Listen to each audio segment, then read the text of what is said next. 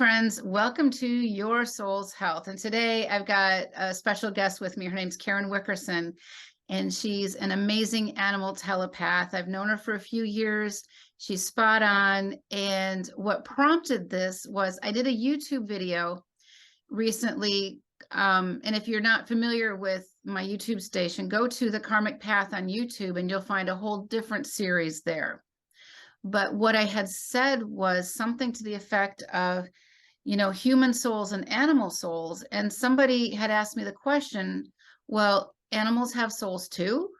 And I thought that was a fantastic question, because as we're talking about our soul health, we need to think about the roles that our animals play in this. And I don't necessarily like the word pets, because if you listen to the first one, where a past life regression turns into an alien abduction, the aliens actually start referring to the human, my client, as their pet. And that really has made me shift about how we think about our animal friends, our fur babies, our fur friends, whatever you want to call it. But I'm now trying to refrain from that concept of a pet because of that connotation that the Greys had placed on my client. And with that, do animals have souls? And I think, Karen, for me, our relationship with our animals is really important, because as we're working on our soul health and our soul well-being, the roles of animals, they help us to grow. And also I find that we help their souls to grow if we're kind and compassionate and that type of thing. Absolutely. They're sentient beings. There's a level where people see them as pets, as objects to own. In fact, they're not. They will love us unconditionally, however we see them. But there's a level of intelligence that we can never quite put our finger on. And it's such a great question. Do animals have souls? Well, yes. The short answer is yes, they absolutely do. And they help us to transmute energy from our bodies when we're stressed. They help us balance the energies in the home, and they even chase off dark ones that try to invade our space. And I have two cats, and they do this on a regular basis. And one of them is a regular helper on the work that I do with my clients, whether it's healing touch for animals or animal communication. She balances the room all the time. And this is a mutual beneficial relationship that we have.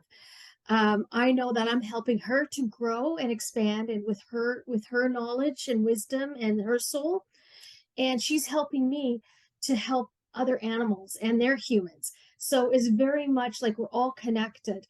I did a short meditation with a very dear horse friend of mine who passed away in October, and I connected with him. He crossed over the Rainbow Bridge, and he was talking to me about soul's evolution in animals.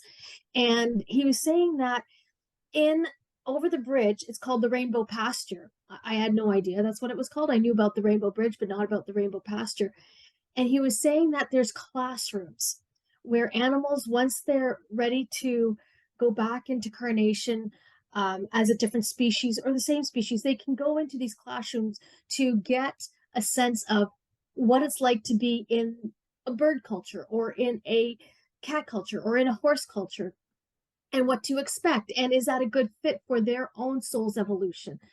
I've had animals that have been humans, that have been animals, and they go back and forth to serve their human or to be served by their human. So it's really not a simple question, but yet it is. Yes, they have souls, and this is how it works. Well, and I think that this is the complexity, is the beauty of it. And Yeah. I find, and I know I've had a couple of animals that have been with me over a couple of lifetimes, and that they chose to come back with me at certain points in my life for whatever they need and whatever I need. But you're right, we work together at this.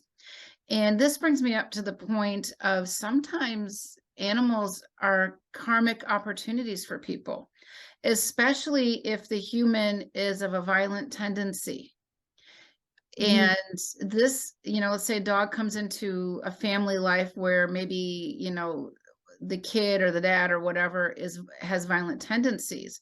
It's a Mhm. karmic opportunity for that human to not harm the animal.